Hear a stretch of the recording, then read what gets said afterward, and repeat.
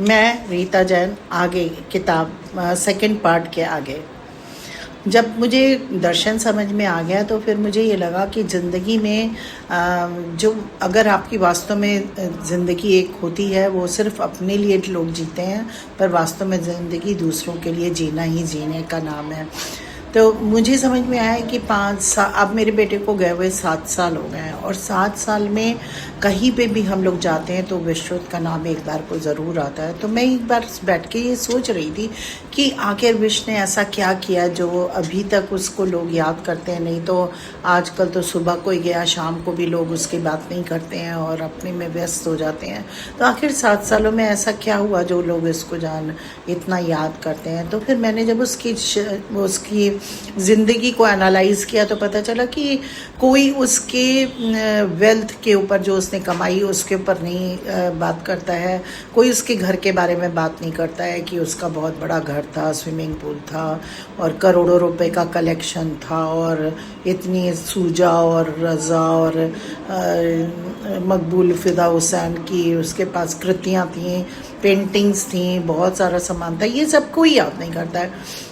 किसी ने इसके विषय में बात नहीं करी। सब ने अगर कोई भी विषय में बात करता है तो वही करता है कि विश्वनाथ ने कितने लड़कियों का उद्धार किया, उसने खुद अपने पैसों से हॉस्टल बनाया, उसने खुद अपना इंटरेस्ट लेके बच्चों के लिए ज़िंदगी संवारने का काम किया, और उसने सिंगापुर की जो मेड्स हैं उनके लिए काम किया। उसका कोई भी दोस्त अगर उसके पास कोई भी समस्या के लेके जाता था तो वो उनकी समस्या को दूर करने में वो अपना पूरा प्रयत्न करता था।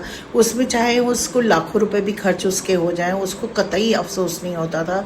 और जैसे कि मैंने अगर उसका जीवन एनालाइज करती हूँ तो ऐसा लगता है जैसे वो सिर्फ देने के लिए आया था। तो मैंने फिर अपनी ज़िंदगी को एनालाइज़ किया तो मुझे लगा मैंने क्या किया। मैंने तो अभी तक ऐसा कुछ भी नहीं किया है कि लोग मेरे को एक हफ्ते भी याद करें या मेरी ज़िंदगी का कोई इस तरह की कोई बात हो कि लोग मेरे को एक ये सोचे कि ये बहुत अच्छी नागरिक थी या इन्होंने बहुत अच्छा समाज के लिए किया। तो मेरे दिल में भी हुआ कि मैं अपने बेटे के द्वारा बनाया गया रास्ता चुनूँगी और मैं भी अपनी ज़िंदगी को एक सार्थक ज़िंदगी के रूप में लोगों के सामने को देकर जाऊंगी, ताकि लोगों को ये लगे कि हाँ, इंसान की ज़िंदगी का महत्व जो होता है वो देने में होता है, लेने में नहीं होता है। तो मैंने भी उसके बनाए जो काम था, जैसे वो 17-18 बच्चों को जो उसने उद्धार किया, उसी तरीके से मैंने भी यहाँ पर फिजियोथेरेपी का कोर्स हमारे पास है 2 साल का, और उनको सरकारी नौकरी के साथ साथ अपना जो है को अपना भी क्लिनिक खोलने का पूरा उसको साधन मिलता है। तो इस काम को हमने सोचा कि हम आगे बढ़ाएंगे। और विश्वनाथ का बहुत उसका मोटो लाइफ का ये था कि send more girls to school, कि लड़कियों की जो स्थिति है हमारे देश में उसको सुधार करेंगे। तो हमने भी लड़कियों के लिए ये कार्यक्रम शुरू करा और उसमें जो इकोनॉमिकली वीक लड़कियां होती थी उनको जो है हमने दाखिला दिया। और पहले साल तो हमने एक नया पैसा नहीं लिया।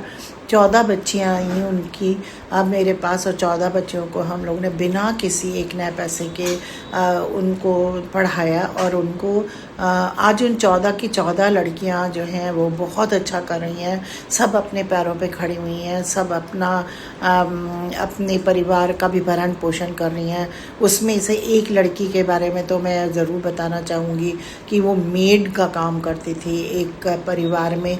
तो उसके परिवार के जहाँ पे वो काम करती थी उन्होंने मुझको फ़ोन किया कि मैम, हमने सुना है कि आप लड़कियों को पढ़ा रही हैं और आप मेरी घर में मेड है, उसने भी इंटर साइंस साइड से किया है, क्या मैं उसको भेज दूँ? मैंने कहा बिल्कुल भेज दीजिए।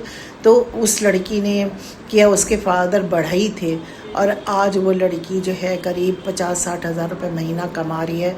आज उसकी स्थिति, उसके परिवार की स्थिति बिल्कुल बदल गई है। तो मुझे लगता है कि विशुद्ध कहीं ना कहीं उनके रूप में मेरे सामने आ रहा है और मैं उनकी सेवा कर रही हूँ, तो मुझे लगता है कि मैं उसकी सेवा कर रही हूँ। तो ज़िंदगी में बहुत ऐसे मुकाम आते हैं जब आप बहुत बिखरने के बहुत चांसेस होते हैं, पर अगर आप अपने आप को बिखरने से रोक लें, कुछ ऐसा कर जाएं, क्योंकि ऐसा नहीं है कि मैं ही ऐसा काम कर रही हूँ, बहुत सारे ऐसे लोग हैं। मैंने इतनी पॉडकास्ट सुने हैं, उनमें से एक यूनिवर्सिटी स्टैनफोर्ड यूनिवर्सिटी, तो उन्होंने भी अपने बेटे की डेथ हो गई थी, उनके यंग बच्चे की, तो उन्होंने यूनिवर्सिटी को बनाकर जो है कितने बच्चों की ज़िंदगी को संवारा है। उसी तरह से और बहुत सारे लोग हैं जो अपने दर्द को एक हथियार बना के और लड़ते हैं और दूसरों का भला करने में अपने को लगा देते हैं। तो भगवान ने शायद स्थिति मुझे इसलिए दी कि मैं आगे चल के कुछ ऐसा काम कर सकूं। तो इससे मुझको सबसे ज़्यादा खुशी की बात यह है कि मुझे ये काम करने में बहुत अच्छा लगने लगा है, और अब मैं बच्चों के साथ मिलती हूँ और बच्चे मुझे माँ कहते हैं। तो मुझे लगता है कि आज मैं पहले 2 ही बच्चों की माँ थी, अब मेरे बहुत सारे बच्चे हो गए हैं, और मुझे ये बताने में खुशी भी हो रही है कि 60 बच्चे मेरे विश्व मेमोरियल चैरिटेबल ट्रस्ट से निकल चुके हैं, और 60 के 60 बच्चे इतना अच्छा काम कर रहे हैं जिसकी कोई हद नहीं है, और उनको देखकर मेरा सीना गर्व से भर जाता है। तो ये जो लोकोपकार की भावना है, ये ऐसी भावना है जो आप तभी उत्पन्न कर सकते हैं जब आपकी ज़िंदगी में कोई इस तरह का हादसा हो जाता है। और बहुत सारे हमारे लोग भी आए हैं जिन्होंने लोकोपकार के लिए बहुत सारे काम किए हैं। कई कवियों ने अपने उसमें अपनी कविता के माध्यम से लोगों को बढ़ाने के, लोगों की सेवा करने की कोशिश करी है। कई चित्रकार हैं, उन्होंने बहुत अच्छा काम किया है और उस अपने पैसों का सदुपयोग करा है। कई टीचर हैं जो बहुत बच्चों के लिए बहुत ऐसा काम करते हैं कि बिल्कुल मुफ्त में पढ़ाते हैं। हमको एक बात और मैं बताना चाहती हूँ कि मैंने और मेरे पति ने दोनों ने मिलकर कई बच्चों की परेशानियों को दूर करा है। जैसे मेरे को एक कॉल आया, इलाहाबाद से लड़की थी, वो जैन बच्ची थी, उसके माता पिता डेफ एंड डम्ब थे, तो उनको कोरोना में, वैसे वो उसकी माँ जो है बहुत अच्छा काम करती हैं, अपना सामान बना के बेचती हैं, और उसके फादर की शॉप थी। अब तो उसके फादर की डेथ हो गई, तो उनके पास कोरोना में कोई काम ही नहीं था, तो वो अपनी बेटी को अंग्रेजी स्कूल में पढ़ा रहे थे, पर उनके पास पैसा देने की क्षमता ही नहीं थी। तो उनको पता लगा, तो उन्होंने मुझे फ़ोन किया और उन्होंने बोला कि 5,000 रुपये महीना बस आप हमारी बेटी को दे दीजिए तो उसकी ज़िंदगी सफल हो जाएगी। तो मैंने बिना सोचे समझे मैंने और मेरे पति ने पहले तो पता करा कि वास्तव में सच्चाई क्या है, क्योंकि आजकल के ज़माने में तो आपको ऐसे सच्चे लोगों को भी देखना पड़ता है। और मुझे पता चला कि जो बेटी कह रही है वो सच्चाई कह रही है। तो 60,000 रुपये मैंने उसको जमा करे, और उसने जो है 12th की परीक्षा पास की। उसके बाद उसने BCom किया, MCom किया, और अब वो अपने डेफ एंड डम्ब पेरेंट्स का जो है मम्मा का सहारा बनी हुई है। तो ये सारी चीज़ें आपको एक और उत्साहित करती हैं, पर आपको सुपात्र को देखना पड़ता है परोपकार करने के लिए, क्योंकि आजकल हमारे समाज में जितने अच्छे लोग हैं उतने चीटर भी हैं, आपको बहुत चीट करते हैं। एक बार मेरे पास फ़ोन आया कि मैं बहुत डिस्ट्रेस में हूँ और मुझको बहुत ज़्यादा ज़रूरत है आपकी, और पैसे दे दीजिए नहीं तो हम ख़त्म हो जाएंगे, ये वो। तो मैंने अपने हस्बैंड को बताया, तो उन्होंने बोला कि इसको फ़ोन करके पहले बुलाते हैं, देखते हैं क्या है। पैसे लेके हम लोग बैठे हुए थे कि देंगे उसको पैसा अगर उसको ज़रूरत पड़ेगी। जब हम लोग उससे मिले तो हम तो देख के हैरान हो गए कि वो बंदा जो है ड्रग एडिक्ट था और उसको ड्रग्स के लिए पैसे चाहिए थे। तो इस तरह की घटनाएं भी होती हैं। आपको बहुत चौकन्ना रहना पड़ता है कि आप किसकी सेवा कर रहे हैं, जो सुपात्र है कि कुपात्र है। एक और किस्सा मुझे याद आता है कि एक लड़का था, वो इंजीनियरिंग कॉलेज कर रहा था, उसका 4th ईयर था। तो कोविड के ही समय में ये इस तरह की ज़्यादा घटना हुई, तो उसका फ़ोन आया कि मैम हमने सुना है कि आप हेल्प करती हैं। तो मैंने कहा कि हाँ, पर उसकी फ़ीस बहुत ज़्यादा थी, 1,06,000 रुपये थी। मैंने जो है अपने हम लोगों ने अपने ग्रुप में उसको डाला तो कई लोग उसकी मदद करने के लिए तैयार हो गए। पर हम लोग ने उसकी मदद की तो हमने उससे कहा कि भाई देखो तुम्हारी हम मदद कर रहे हैं, पर जब तुम्हारी नौकरी लग जाएगी तो तुम इस पैसे को उतार देना, और कम से कम 5-5 हज़ार करके भी उतारोगे तो लोगों को बहुत आराम मिलेगा। मतलब हम लोगों को, जो एक हमारी फ्रेंड थी उन्होंने तो 1,06,000 रुपये जाके उसकी यूनिवर्सिटी में जमा भी कर दिए।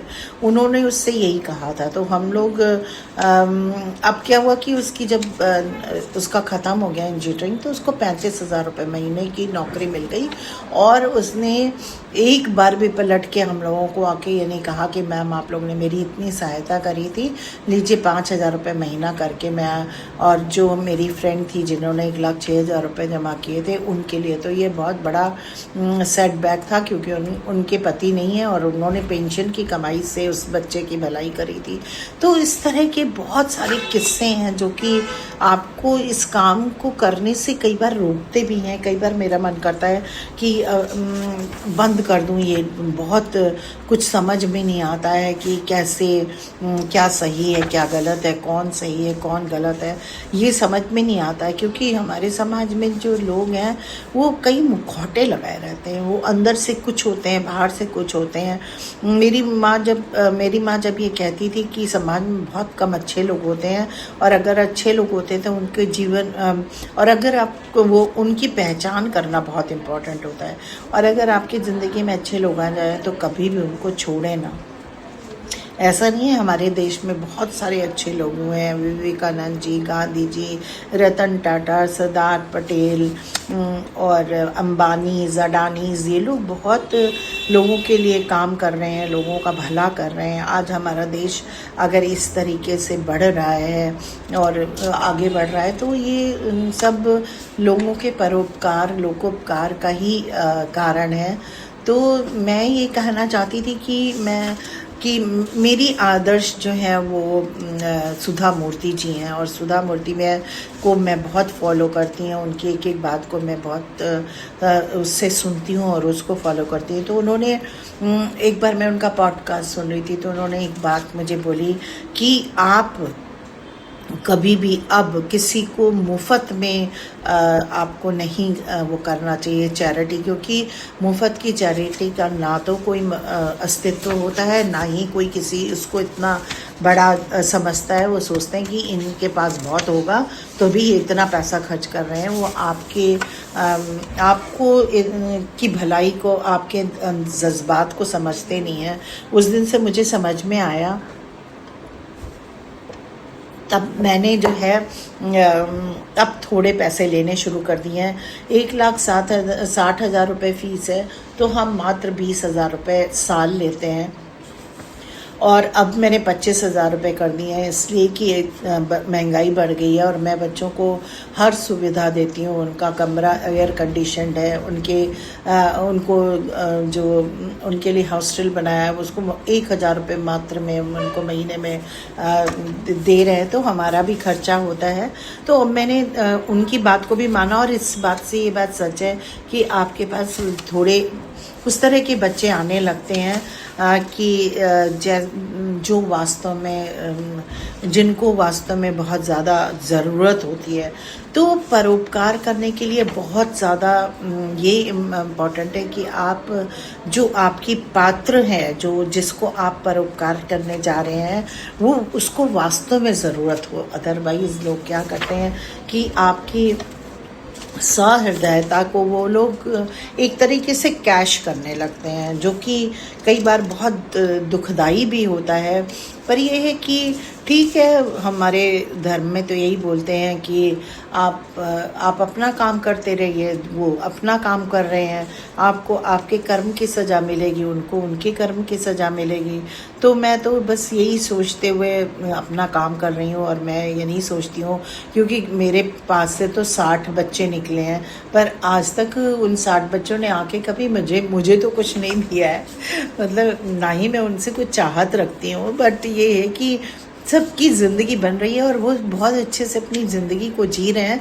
मेरे लिए यही उनका बहुत बड़ा पारितोषिक है। पर वो कभी आके ये भी नहीं कहते हैं। कई बच्चे तो बहुत प्यारे हैं, बहुत हमसे अटैच्ड भी हैं और वो मेरे साथ रहते भी हैं, पर कई बच्चे ऐसे हैं कि जिनको हमने बिल्कुल फ्री ऑफ कॉस्ट पढ़ाया है, उन्होंने पलट के आज तक ये भी नहीं पूछा कि मैम इंस्टीट्यूट कैसा चल रहा है, हम कुछ इंस्टीट्यूट के लिए करना चाहते हैं, क्योंकि मुझे पता चला है उनमें से कई बच्चे ऐसे जो 75,000 रुपये महीना भी कमा रहे हैं, 60,000 रुपये भी। खैर ये तो दुनिया है और सब जानते हैं कि दुनिया कैसी है। पर कुछ लोग इतने मैंने ये भी देखा है कि कुछ लोग इतने उनके अंदर इतना अपने प्रति एक विश्वास होता है और गर्व होता है कि अगर वो आपने उनकी ज़रा सी भी सेवा करी है तो वो आपको रिटर्न करने में, आपके साथ में, आपके लिए कुछ भी करने के लिए तैयार होते हैं। तो ये तो दुनिया है, यहाँ पे अच्छे बुरे लोग तो होते ही हैं। अच्छे लोग नहीं होंगे तो बुरे लोगों का कोई महत्व नहीं होगा, और बुरे लोग नहीं होंगे तो अच्छे लोगों का महत्व नहीं होगा।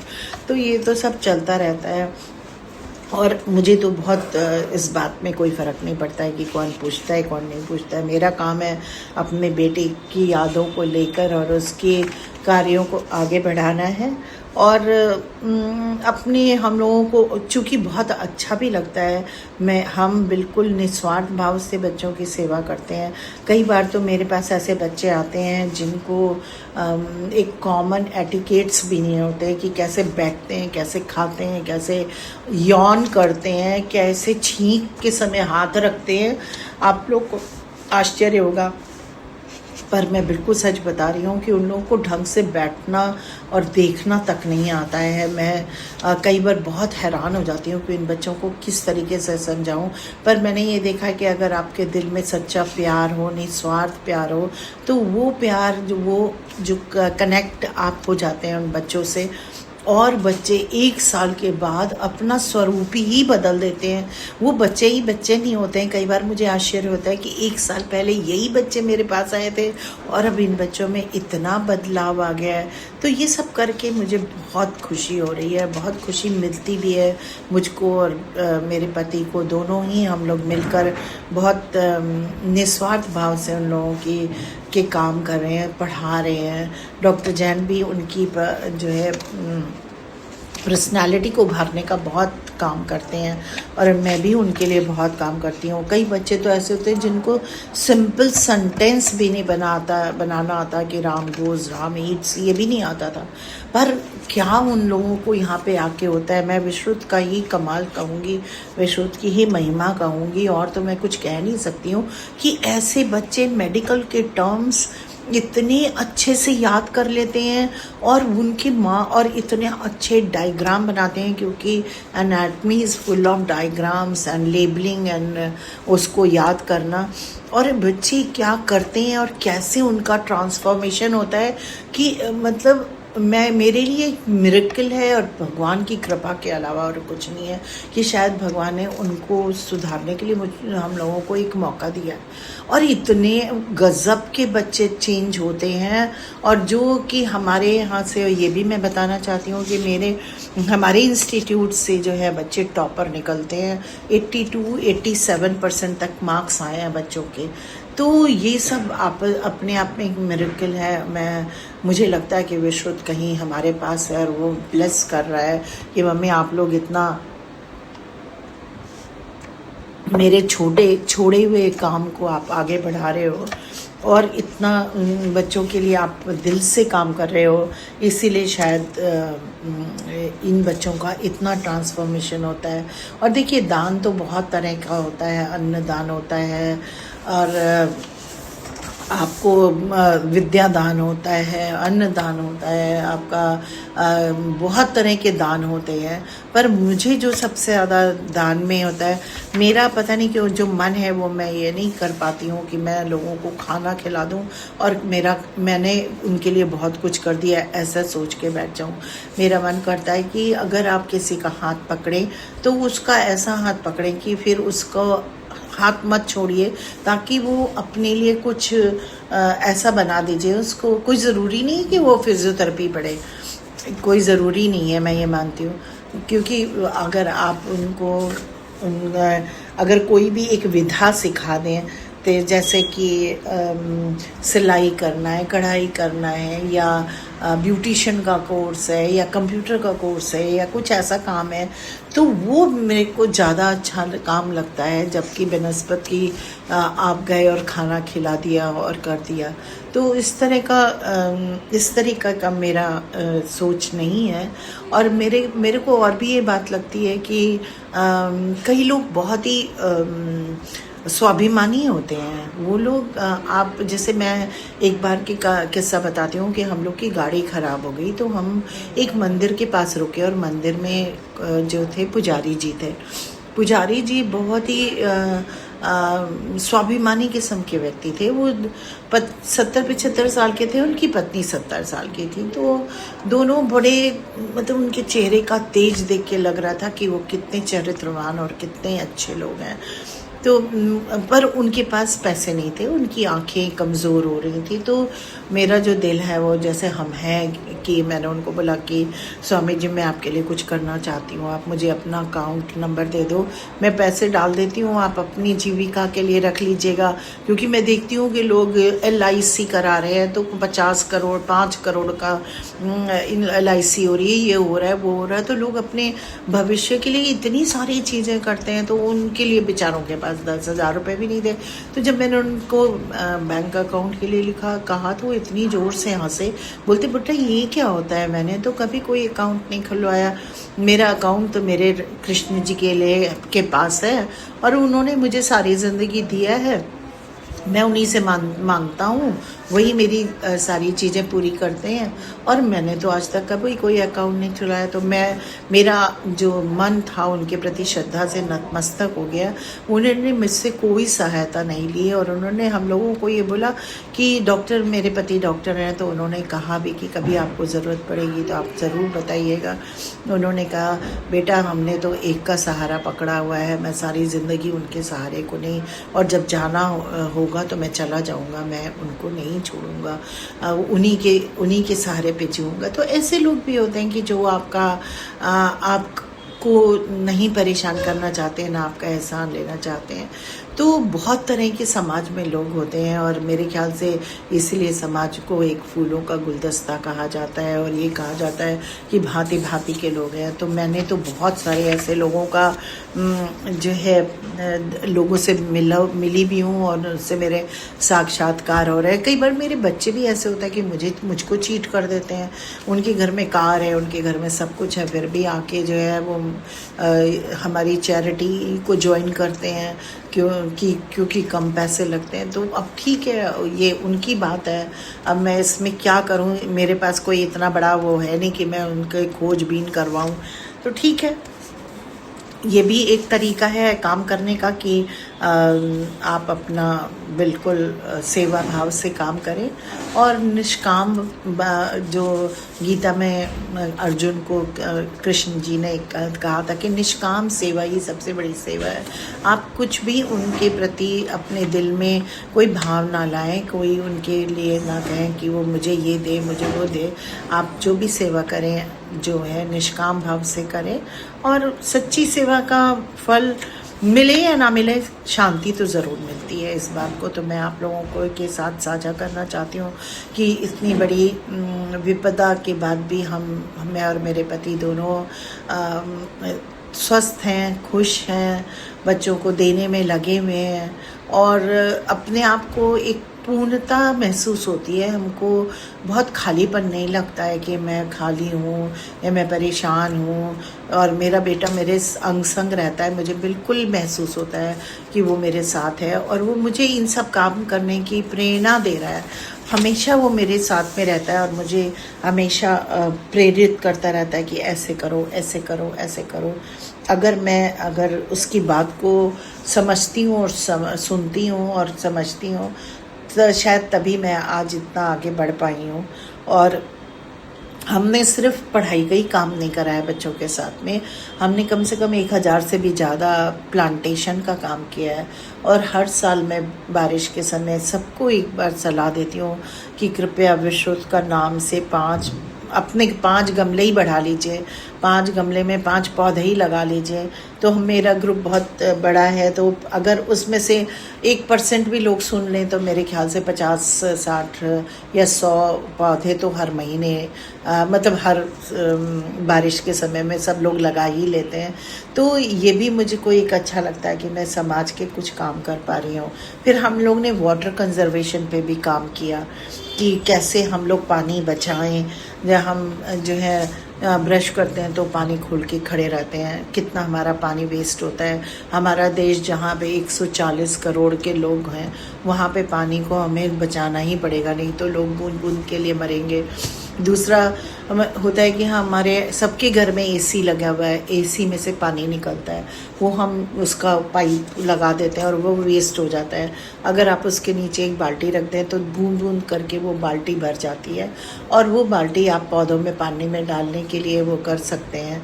और फिर और आपका कंजर्वेशन ये है कि हम लोग जो है ना से झरने से नहाते हैं, तो फव्वारे से नहाते तो क्या है, हम साबुन लगा रहे होते हैं, वो खुला हुआ होता है। पहले के लोग बाल्टी से मग्गे से नहाते थे, तो आपका 1 बाल्टी पानी में काम हो जाता था। अब तो 2-3 बाल्टी पानी। फिर हमारी सर्वेंट बर्तन मांजती हैं, हम उनको भी एजुकेट करा हमने कि बर्तन मांजो, जब तक साबुन लगा रहे हो तब तक नल को बंद करो, जब आपका साबुन लग जाए तो आप नल को खोलो। तो इस तरीके से छोटी छोटी चीज़ें हैं। बत्ती को बचाना कि भाई जब बैठो तो खोलो, लाइट खोलो, एसी खोलो, नहीं तो बंद कर दो।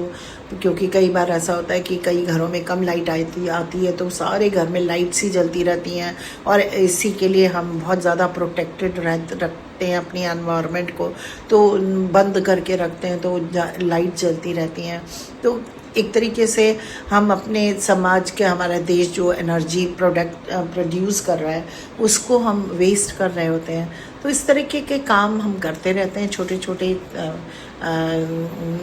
जैसे गिलहरी जो थी, जब रामचंद्र जी सेतु बना रहे थे तो गिलहरी अपनी छोटी सी उसमें पूंछ में और वो भर के लाती थी बालू, और वहाँ पे जाके गिरती थी। तो सब लोगों ने कहा गिलहरी से, तुम क्या करती हो, तुम क्या काम कर रही हो उसमें जो भागती फिरती हो उधर से उधर, उधर से इधर से उधर।